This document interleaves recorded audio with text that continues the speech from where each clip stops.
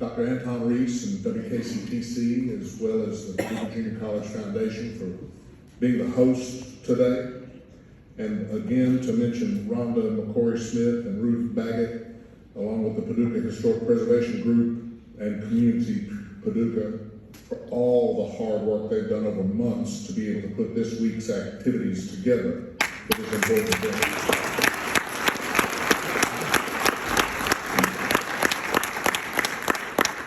I'm so excited for this day, for Paducah to hear William Stewart Nelson's story.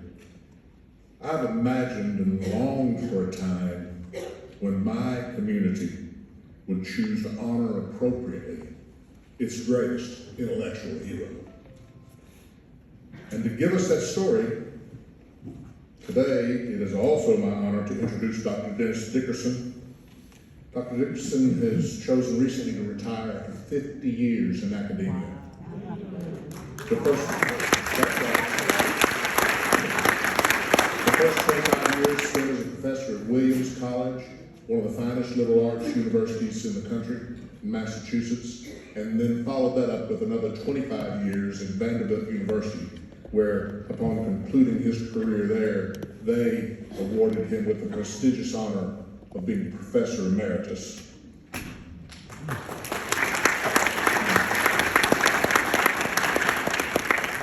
Dr. Dickerson has taught many different aspects of American history. He's an authority on African American history as well as the history of the AME Church. He is married to Mary. They have 4 children and 11 grandchildren, and I think above all these other accolades, that probably is what he's most proud of.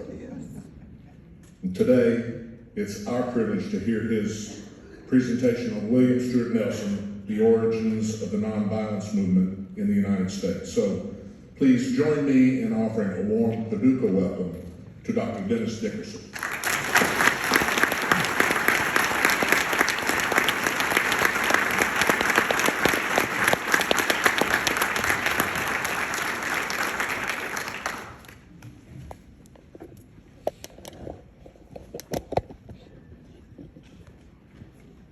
Thank you very much, Mr. Black, and to the many generous and engaged sponsors of this event, and equally important, your ample presence at this presentation during this afternoon. I will try to be objective about William Stewart Nelson, but it will be difficult as I am an admirer of his, and you should be equally, even more so proud that an intellectual of global significance claims nativity in this city and in this section of the Commonwealth of Kentucky.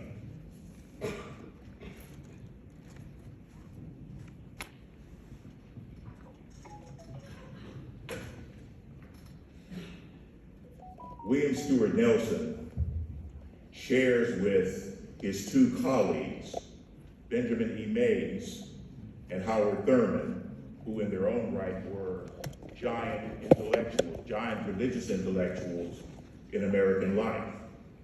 All 3 of them, Mays, Thurman, and Nelson, had the privilege of directly and personally interacting with Mohandas K. Gandhi, the marathon leader of the nonviolence movement in India that eventually upended British colonialism in India and paved the way for the independence of that great nation.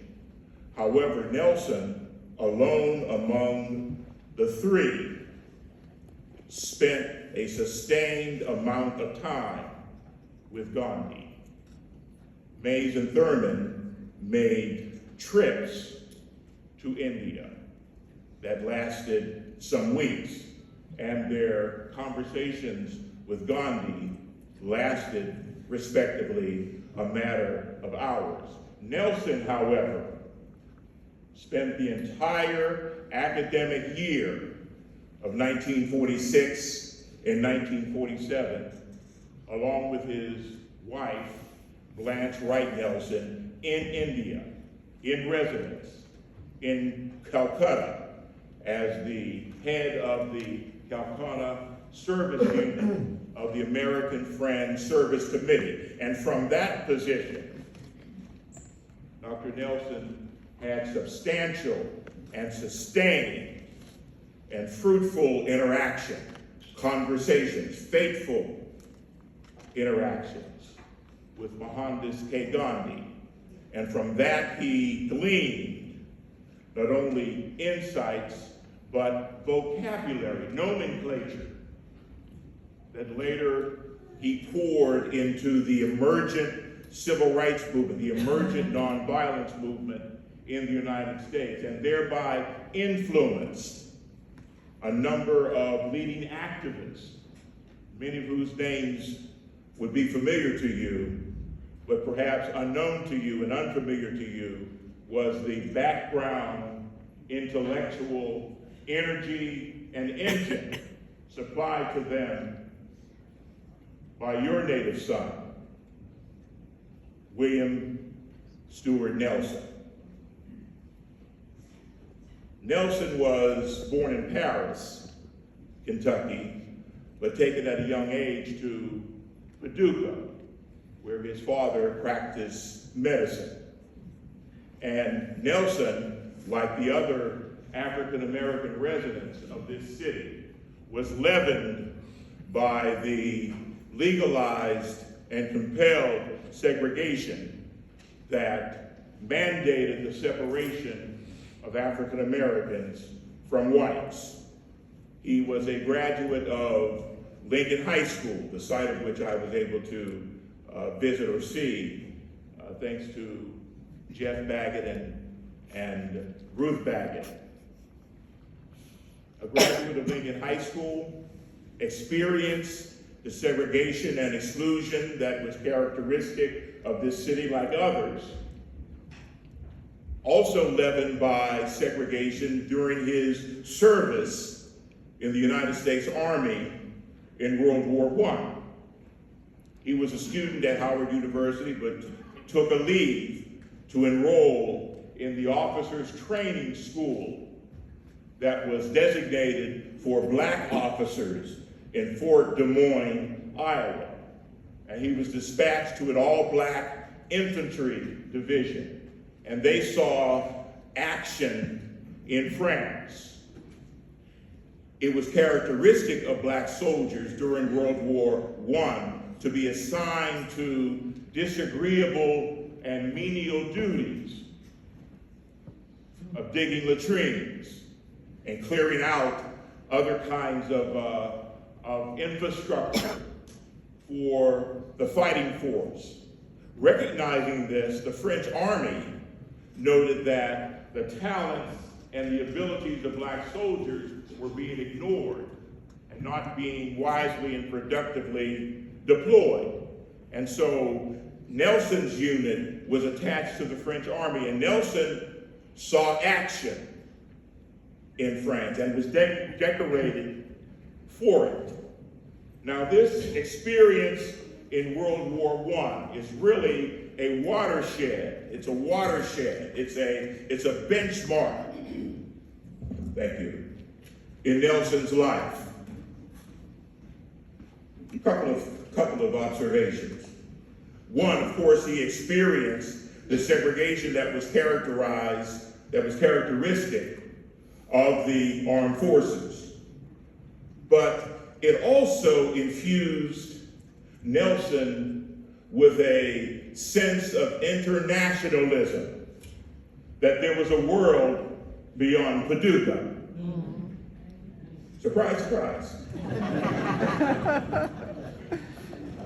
And he was so enamored with being in France, experiencing that he became fluent in French. As a matter of fact, let me just fast forward for a moment. I mentioned to a previous audience here in Paducah that his facility with French had reached a point where one of his professors, when he studied at the Sorbonne, commented on Nelson's fluency and facility with the language, that he was even proficient in speaking and enunciating idioms in the French language, as though he were a native speaker. Not only was that internationalism stirred in him in terms of his linguistic facility, it also introduced him to the global dimensions of race. He returned to Howard University and finished his baccalaureate degree. Howard was the same institution from which his father earned his medical degree. And after being in France and after finishing his undergraduate education, he returned to France. He studied at the Sorbonne, and while there, he and another young budding scholar who would become his colleague at Howard in later years, Rayford W. Logan, a very distinguished historian, they met W.E.B. Du Bois, who, as you know, during that time was sponsoring in 1919, 1920, 1921, and 1922 a series of Pan-African Congresses. And because both Logan and Nelson were fluent in French, they served as Du Bois's translator, because there were delegates to the Pan-African Congress not only from the United States, but also from Africa and from the Caribbean. And many of those from Africa and the Caribbean had come from colonies that had been colonized by the French. And so Du Bois needed someone. Du Bois's French was rather rusty. It was not as advanced as that of Nelson and Logan. Nelson is gaining an international perspective, not only in terms of his own development, but also an understanding that issues of race transcended the boundaries of the United States and extended to the Caribbean and Africa. And while he was in France, he wrote a book in French, later translated, about the issues of race in the United States. And it's this internationalism and this wartime experience that lay a foundation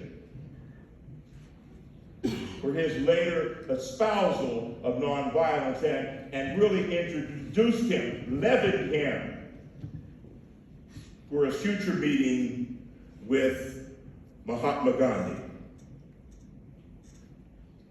This is a picture of the Sorbonne where he studied during the early 1920s. And this is his friend, Rayford Logan, who later became his fellow faculty member at Howard University, Logan in the history department. And they were translators, as I mentioned, for Du Bois at the Pan-African Congress. And this is Du Bois himself. And his facility with French, both he and Logan, was very important because one of the major delegates, Blaise Daigné, who was an officer in the Third Pan-African Congress, was a member of the French Chamber of Deputies from Senegal. And he and Du Bois were continually at loggerheads. Daigné was more supportive, more defensive about French colonialism in Senegal and critical of the rather stern tone that Du Bois adopted toward the French. And what Logan and Nelson did when they were translating the French for Du Bois, they left out some of the more heated things that Daigné said about Du Bois. But the point is that you have in Nelson, still in his 20s, a cosmopolitan sophistication that surely exceeded that of most residents, black or white, maybe all residents, black or white, in Paducah. This becomes very important to his later development as an intellectual.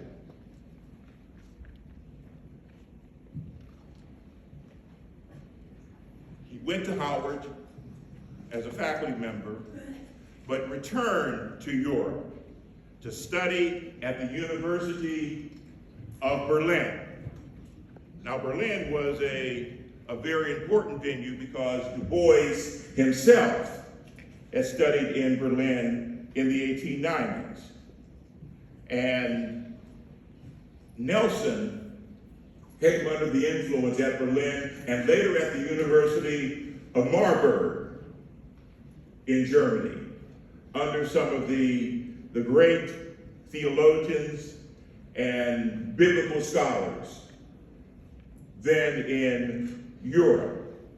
It's during this period that he earned his divinity degree from Yale University, and he topped off his study with studies at Berlin and in Marburg.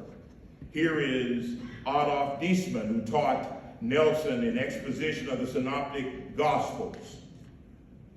That's Adolf Harnack, who taught him at the University of Berlin an introduction to the New Testament. Otto Titius, who taught him in dogmatics and exegesis of the letters of the Galatians. And this is Marburg, where he also studied with Rudolf Otto, who taught ethics, and Rudolf Bultmann, the great theologian, who taught him the exposition of Corinthians.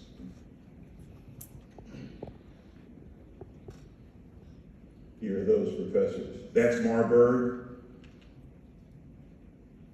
That's Berlin.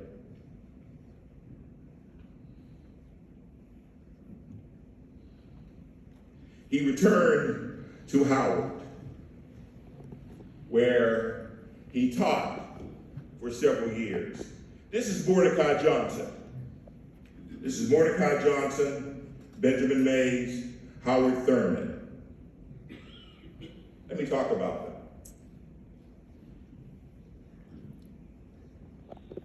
Johnson, Mays, Thurman, and Nelson were all Baptist ministers. Now that's a lot for me to say since I'm an AME. But Nelson had a vision. That's why I heard somebody say, all right. Johnson had a vision for Howard. He wanted Howard to be the capstone of Negro higher education.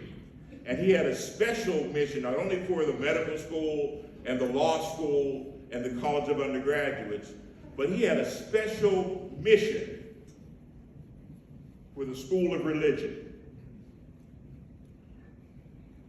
He wanted the School of Religion to become a training ground. And this term that I'm about to cite was a term that Mays developed. He translated Johnson's vision into this terminology. It was their mission to train a Negro professional insurgent clergy.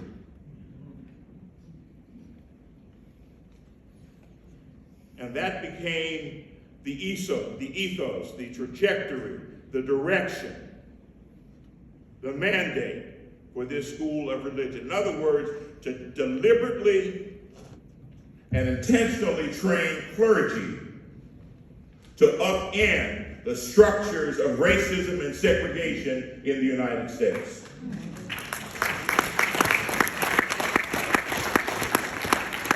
The first dean was, under Johnson's tutelage, was Benjamin Mays. And he brought onto the faculty Howard Thurman. And during this period, Nelson had left Howard and he took on 2 college presidencies, one at Shaw University in North Carolina, the other at Dillard University. In 1940, Benjamin Mays was departing Howard to go take the presidency of Morehouse. Hang in there with me just for a second. And he asked Nelson to return to Howard as Mays' successor, which he did. And Nelson adopted and continued this idea of training the Negro professional insurgent clergy. It's during this time, it's right before this transfer of power from Mays to Nelson that Mays and Thurman had been to India with Gandhi. You see how some of these forces are coming together. Negro professional insurgent clergy. Meeting with Gandhi, who supplies a praxis grounded in sound theology and developed with a sound biblical basis to find a way through a moral methodology to upend segregation.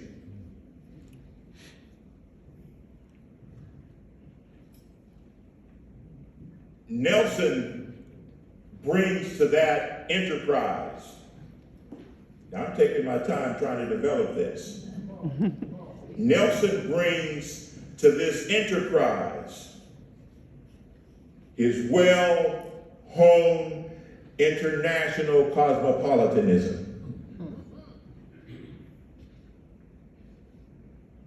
That's his gift, which is refined a few years later when he accepts a fellowship of the American Friends Service Committee to go to India to spend a year to understand the intersection and confluence and convergence between Quaker pacifism and Gandhian nonviolence. Okay? Put a pin there.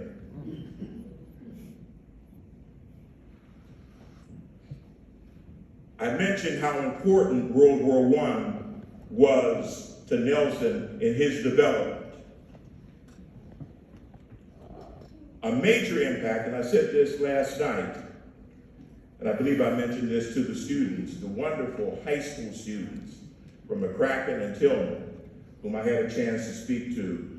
And I said to Ms. Baggett and Sister Rhonda that Paducah's in good hands. The rest of you all can just go on home.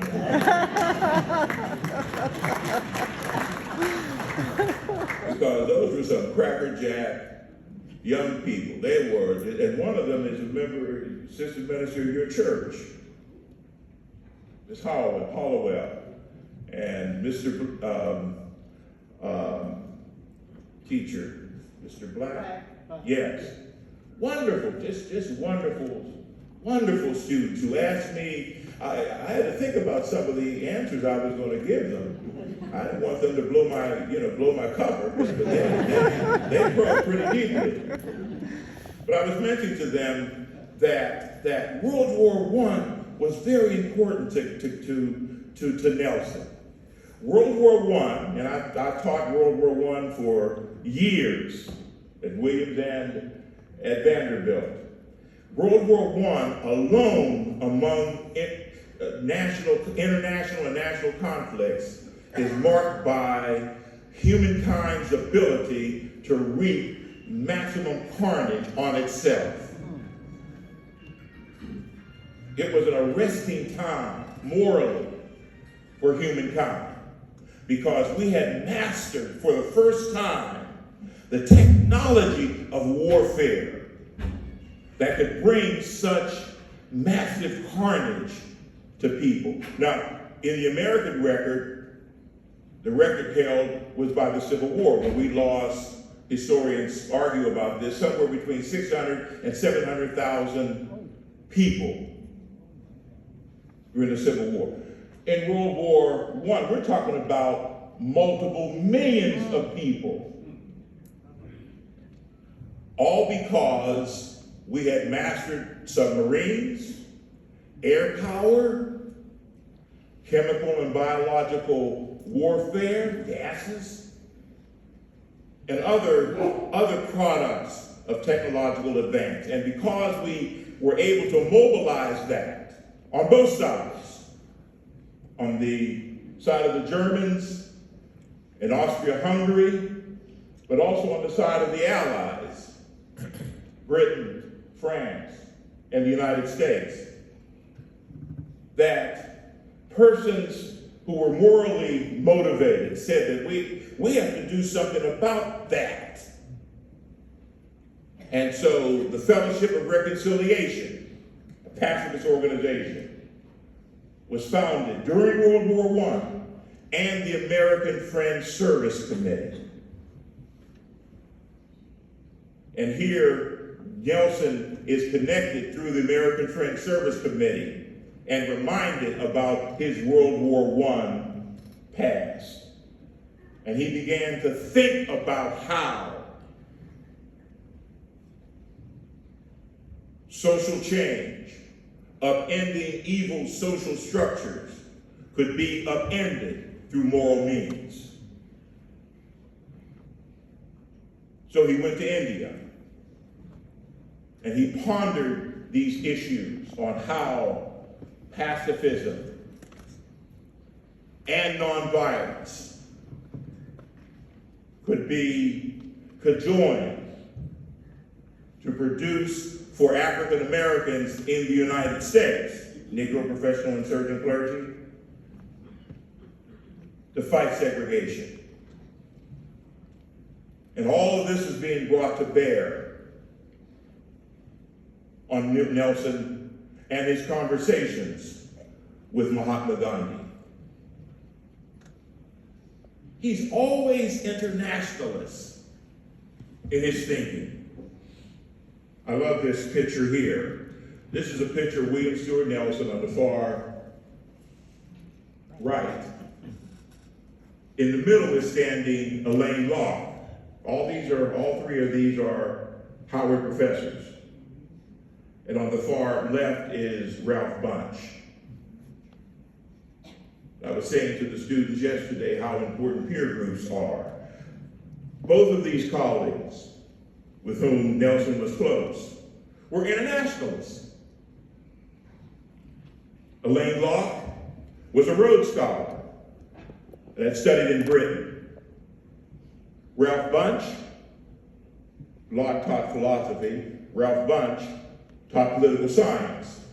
And he, as you know, became the Undersecretary of the United Nations and the first African American to win the Nobel Peace Prize for his mediation of the Arab and Israeli conflict.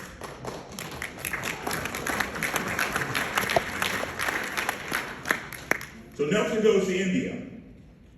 Here's a scene. This is what Calcutta would have looked like when he was there at the head of the Calcutta Service Center. And this is India. And this is Gandhi. What did he learn from Gandhi? Gandhi was coming to the end of his pilgrimage to oust the British from India. And Nelson found him in a situation that Gandhi bemoaned, and which surprised Gandhi. Up until this time, Gandhi's supporters were both Hindu and Muslim, and they had long been rivals in India. But they came together with Gandhi to oust the British. Once the British were ousted and independence declared in August 1947, unprecedented interreligious violence was unleashed by the Hindus upon Muslims and Muslims upon Hindus. See, what the British did, they agreed to a part. Gandhi envisaged India as a multi-religious, a multi-ethnic democracy, a pluralistic democracy. The Hindus wanted to dominate in India, as they were the majority. And so to address that issue, the British allowed for a partition of India into East Pakistan and West Pakistan, with 1,000 miles of Indian territory in between. And those Hindus who were in these new Muslim territories of Pakistan had to leave, and those Muslims in India had to leave to go to Pakistan. And that was the foundation for this massive carnage and interreligious violence. And Nelson is witnessing this and talking to Gandhi, and found Gandhi in a deep depression because Gandhi felt that he had failed. And so he's reflecting, hear me now, he's reflecting with Nelson on, in his mind, what went wrong. And he told Nelson, and Nelson imbibed this message that nonviolence is not something that you do. Nonviolence is something that you are. You can't do nonviolence. You can't do nonviolence unless you are nonviolent. That's an important insight. And when Nelson returned to the United States, he told everybody. When he returned to the United States, he lectured on college campuses, black and white, throughout the country, to religious groups throughout the country, to white audiences across lines of race, class, region, etc., religion. This insight that he had gained from Gandhi. That's just one example of the vocabulary and nomenclature and lexicon of terms that Nelson introduced into the discourse on how you would do an emergent civil rights movement.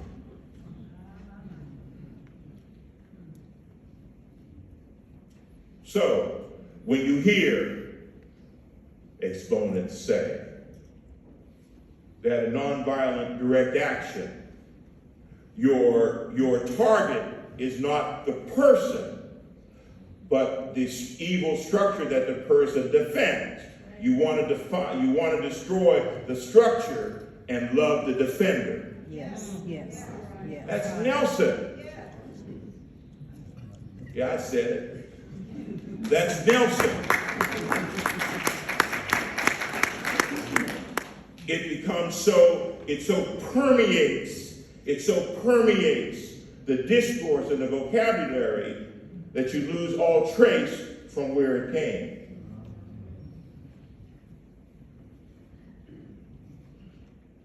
Anyway.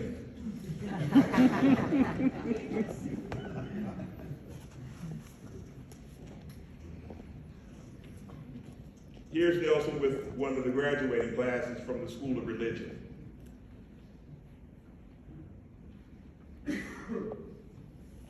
Here's Here's the class of 47. Look up there in the corner, cardinal corner. That's Frederick C. James. Okay, remember that.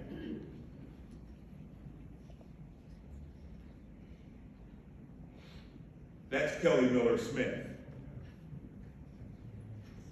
another graduate of the School of Religion.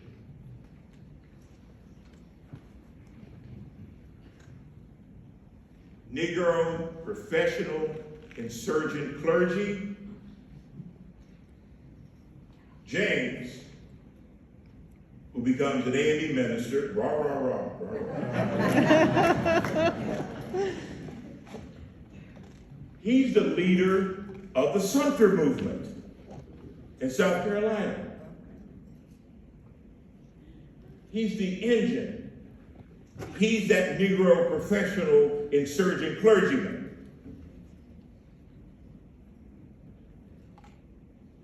That's Kelly Miller Smith, pastor of First Baptist Church, Capitol Hill. He and his partner Andrew White, another graduate of the School of Religion, formed the first chapter of SCLC in Nashville, the Nashville Christian Leadership Conference, which sponsors and promulgates and spurs the Nashville movement. You see my point? Yes.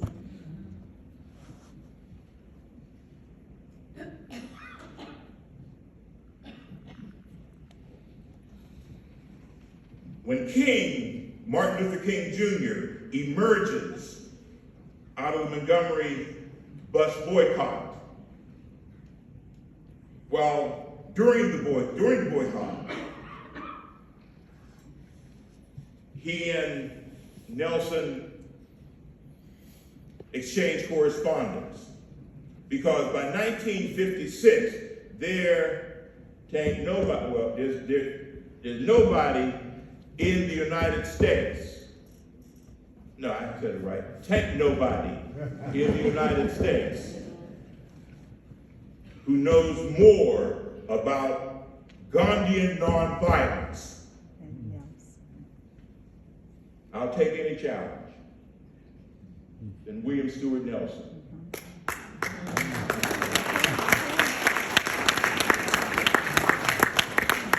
He forgot more than most people knew. That came from Carlo Dickerson. My dad used to tell me that, but in a different context. I forgot more than you know. See, this is how Nelson's influence is starting to permeate and become part and parcel of the civil rights movement. So that really there's hardly any trace of him. Whether you're in Sumter with S.C. James, or in Nashville with Kelly Miller Smith, or in Montgomery with Martin Luther King Jr. I'm making a point here.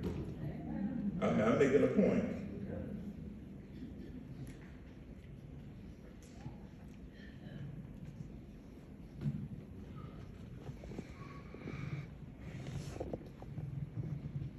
A. Philip Randolph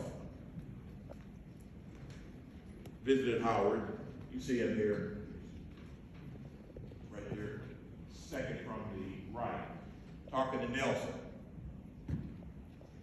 Nelson was involved already as Dean of the School of Religion at Howard, already involved with Randolph, with the March on Washington movement. A member of Randolph's organization, the March on Washington Movement organization, which was adopting Gandhian nonviolent tactics in the nascent civil rights movement of the 40s, what one historian, Richard Delphine, calls the forgotten years of the Negro Revolution. I mean, he wasn't just a supporter saying, wrote him a letter saying, I support you. No, he was involved in the mechanics of the organization itself.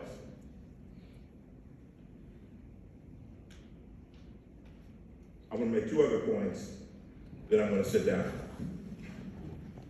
This is Blanche Wright Nelson. She's Mrs. Nelson. An unusually courageous woman. Unusual. As I mentioned, this is not a woman behind her. How does that go? Behind every great man is a great woman. In this case, this is a great woman beside her great man. They were beside.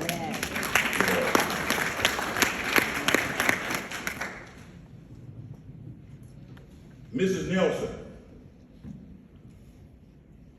Both William Stewart Nelson and Blanche Wright Nelson were elite African Americans.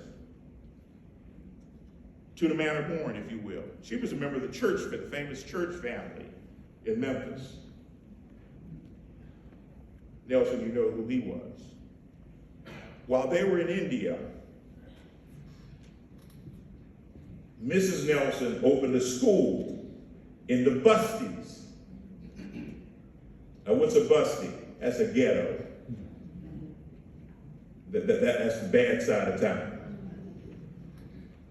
A school for Muslim girls who were in Purdah, P-U-R-D-A-H. Purdah, those are the women and girls had to wear the burqas, and you couldn't be seen outside the house unless your father or brother or uncle or your first cut, unless a male in your family accompanied you. Ms. Nelson said, all right. She negotiated with the fathers, allowed them to come to school, and provided to them, I talked to your students yesterday about this, provided them with courses to study Arabic. You would say, why do they speak Arabic? Why? I mean, they spoke Arabic, but yeah, but they know how to read it. That meant they could read, think about Martin Luther. Because the Bible in the 16th century was in Latin. How many people in Germany could read Latin? Nobody, unless you were a priest. The women couldn't read the Quran for themselves. Now, she didn't say, I'm going to teach you how to read the Quran. She said, I'm going to teach you Arabic. And she provided to them courses in English. Because English in India, that was the lingua franca for social mobility. In other words, if you wanted to get a job, because India was had been a British colony, you had to know English. So this is a subtle insurgency that this troublemaker, Blanche Wright Nelson, was fomenting. She was with them in August 1947. This is a month before she and Dr. Nelson are going to leave India to come back to the United States. She was with them in August during the Independence Day celebration. And guess what those students did? Now, I'm not saying she started. I'm not saying that. Don't tell folk I said that. But I am saying that when they were with her, they threw off their burqas. I'm just saying. I'm just describing what happened. I didn't say how it happened. I just described what happened. I suspect she had something to do with it. That's the Nelson couple. This international cosmopolitan sophistication. That's all about subaltern insurgency. That's poor people.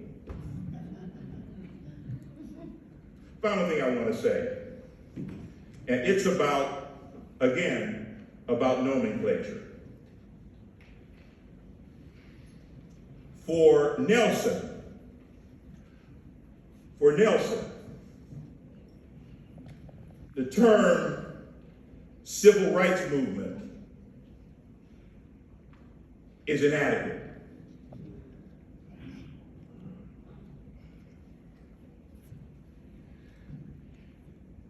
When he was in India in 1946, 1947, that was the first of his trips to India. He returned in 1951 on a Fulbright and was there for about 5 or 6 months. He came back, he returned to India again on another Fulbright, 1958. It's during this period that he has correspondence with Glenn Smiley from the Fellowship of Reconciliation. Remember that World War I pacifist organization that came out of World War I? And the two of them were talking about Montgomery and Tallahassee, all of those local movements that were percolating. And then he called them the Civil Rights Movement. They were talking about the nonviolence movement in America. Civil rights was too narrow a term. It's a juridical term. It has to do with legalities and legislation, all very important and foundational to assertions of black citizenship rights. But nonviolence elevated it to another sphere, to a higher plane of humanity and dignity for persons who were subaltern and suppressed and subordinate and segregated. And he envisaged the Black Awakening as a nonviolence movement and an attestation of the role that he was playing in bringing Gandhian nonviolence and its principles and praxis to American society. As he was leaving India in 1958, his sabbatical was over. He had been there for six or 7 months. He heard from Martin Luther King, who wanted to go to India for himself. He wanted to go to the land of Gandhi. Gandhi had long been dead. He was assassinated on January 30th, 1948. And King asked Nelson, would he accompany him in India? Because Nelson knew everybody. He knew Nehru. He knew Nehru's sister, Miss Pandit, who was a great diplomat in her own right. He knew everybody in both academia and in government and in the whole range of NGOs, non-governmental organizations. And King pleaded with him, would he accompany him? And Nelson said, I can't go. I've been here. My sabbatical is over. I have to go back. I have a day job. I have to go back to Howard, where he was an administrator. That itself attested to the cornerstone, foundational importance and influence of William Stewart Nelson, a product of Paducah, Kentucky. Thank you.